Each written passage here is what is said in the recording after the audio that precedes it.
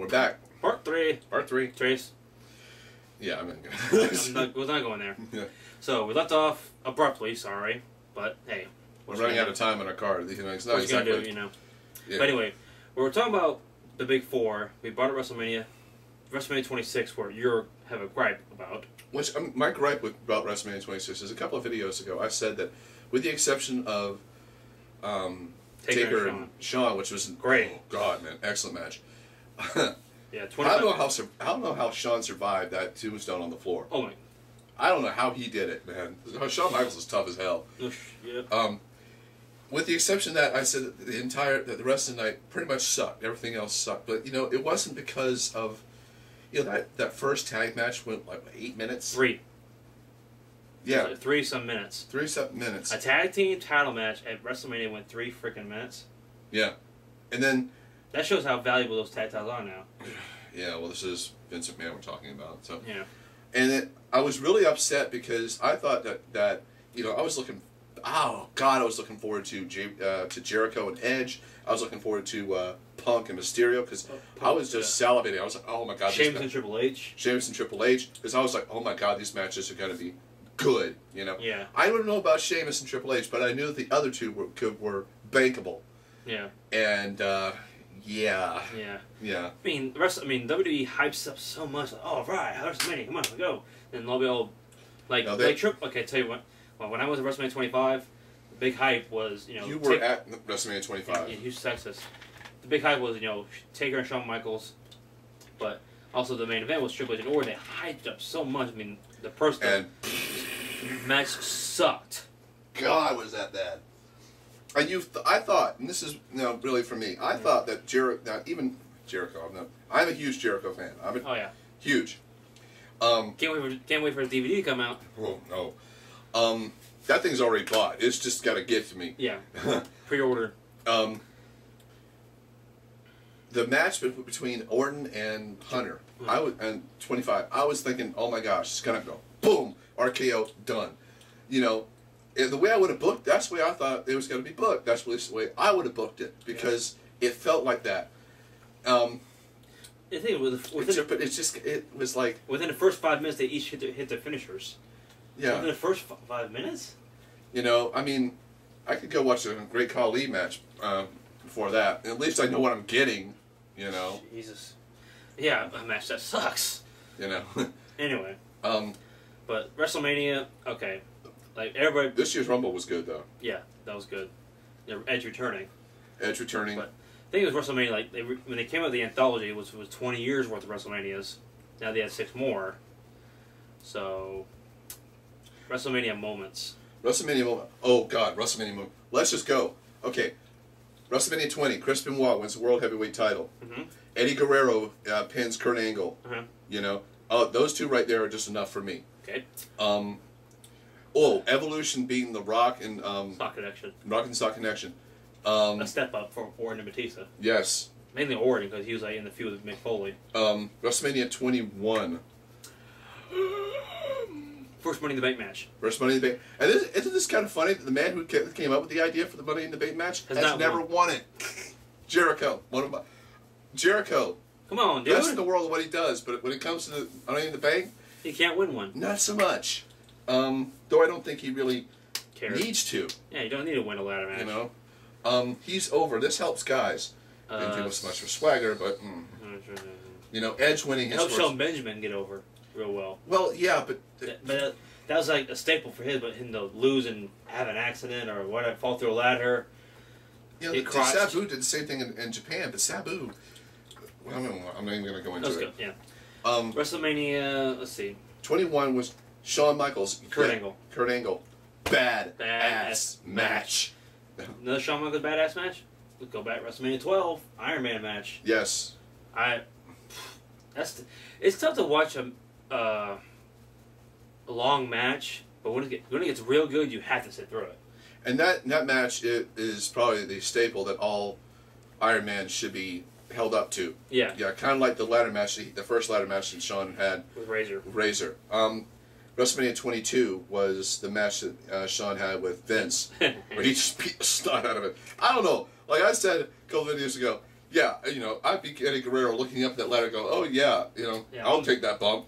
Or, how would you feel? You're the guy. Yeah. Like, Yeah, he's coming down. Hurry, What's hurry! gonna happen? It's coming! Oh! And you know, Sean Caney, the snot out of Shane. Yeah, doing the dance. Yeah. That was funny. In 23. Hair versus the Battle of the Billionaires. May rest in peace, Eddie Fatu. Oh yeah, Rest in peace to Maga. And this is something we get to touch on something, and I'm glad we can. Bobby Lashley sucks. Okay, Bobby Lashley is like the shit that I clean off the bottom of my shoe after I've been down on the beach. Okay, really, this guy is horrible. He was like Goldberg without the ability. Oh, and that's saying a lot.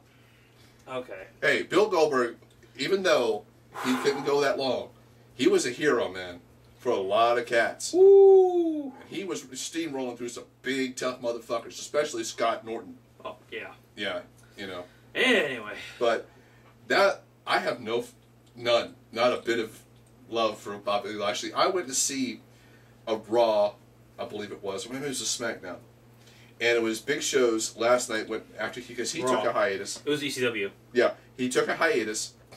You was there? I was there. I was there too. Bobby botched the running power slam, Bulldog's move. Yeah. And I heard my girlfriend say quite plainly, "Oh, he better not have hurt him. He better not have hurt him. That stupid dumb son of a bitch." Damn. And my girlfriend doesn't cut corners. She'll just straight up tell you. So if she doesn't, if she was on here, she'd be the same way. Yeah. 23 was really good, but you know, again, Sean had another good match. Good match. WrestleMania 24. Ric Flair versus Shawn Michaels. Classic fucking match. Oh man. That was also the night that CM Punk won his first Money in the Bank. Money in the Bank. Then WrestleMania 25 won a second. Yeah.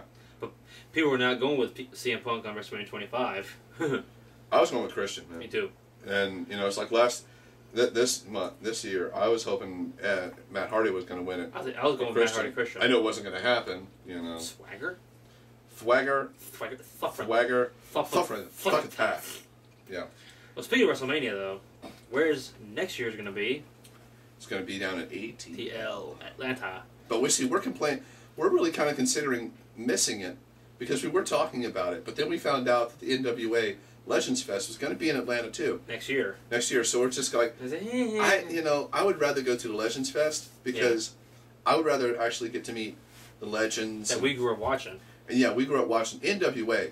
I mean, there was NWA from California when my man was born to here out in the Carolinas. So, anyway, but back to Big Four. Big Four, yeah. We'll go back to when it was called Big Five when King of the Ring was around. King of the Ring. Shawn Michaels. No, Shawn never did it. No, he never. Hunter, Brett, Owen, Edge. Mabel. No. Shawn was supposed to win that year. Yeah, I know. Let's see. Brock Lesnar. Brock. He was the last one. Angle. Billy Gunn. Shamrock. God. I suck. It doesn't matter what your name is. Ken Shamrock. 90s. Austin. Duh. Austin.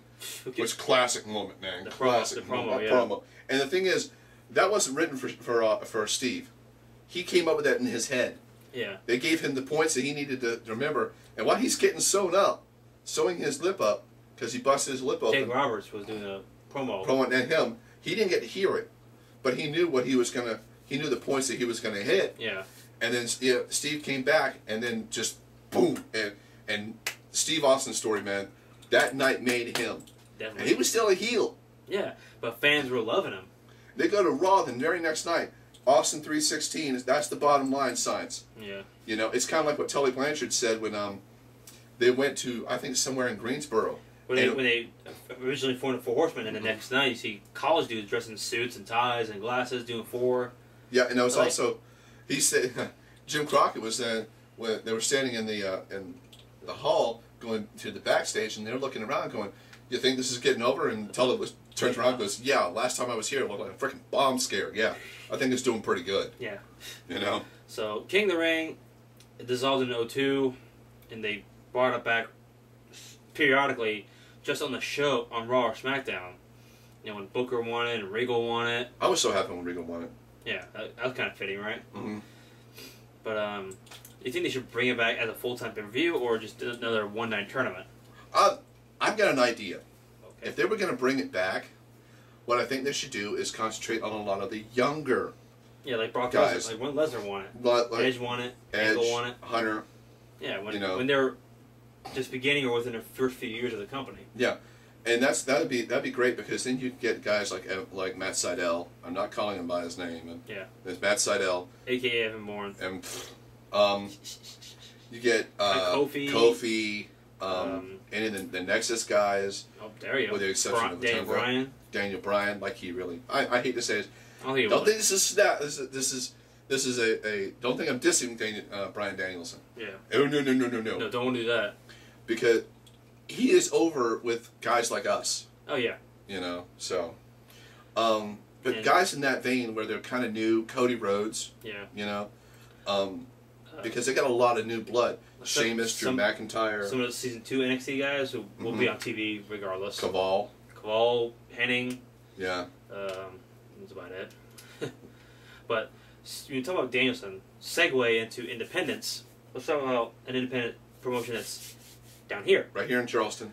OSCW stands for Old School Championship Wrestling. It's run by a good friend of ours named Joe. Yeah, plug. Joel. Yeah. Come on now. Come on. This is the plug. thing is, I know Joe for a couple of years. I worked with him. He's with other promotions, but he owns this. He runs it with his wife, which is good, I think.